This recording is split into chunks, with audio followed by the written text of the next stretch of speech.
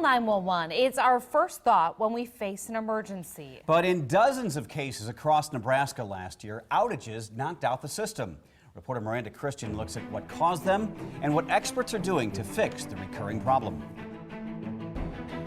In order for contractors to dig for a job, they first have to make sure they aren't going to hit any gas, water, or fiber optic lines. And to avoid hitting those lines, they have to have them marked. Unfortunately, the system to get those lines marked isn't working. The lines are being cut, and they're being cut once or twice a week, so it's substantial. As we saw in the M's Pub explosion, a contractor installing a fiber optic line hit a gas line. While the investigation is still underway, early drafts from the fire marshals say the line was not properly marked. Telecommunication lines are also being cut, and it's affecting a critical emergency response. 911. It can impact cell phones, it can impact landlines, it can impact both.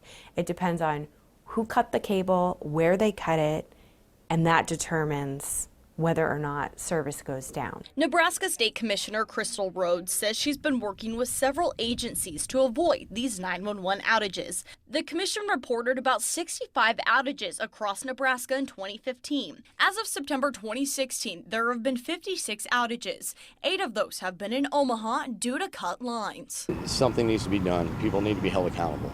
Chris Maxey runs Utilities Media Contractor. He deals with digging into the ground every day for his job and avoiding the infrastructure below. In no way or part does any contractor want to go out there and cause any damage to something. I mean, that's our livelihood. It can put people's lives in jeopardy. One of the problems that contractors have been facing is lines that are not marked or improperly marked. How often would you say something isn't marked out of 10 jobs? 10 jobs? At least 2 of them for certain. The commission says that 68% of the time, 911 outages are caused by a cable being cut. The number of people affected depends on that line, and it also depends if that line will reroute callers to 911 another way. Yep, keep going. Maxey says there needed to be talk about these lines getting cut a long time ago. They don't have 911 service. That's a problem. The Nebraska 811 Board, which is responsible for dealing with location requests, says they are in the process of updating the current one-call law.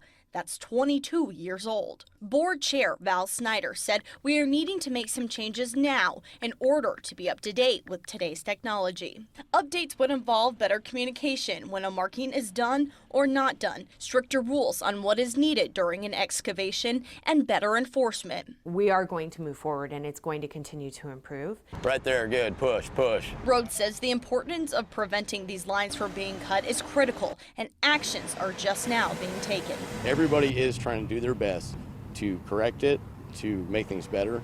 In Omaha, Miranda Christian, KMTV Action 3 News.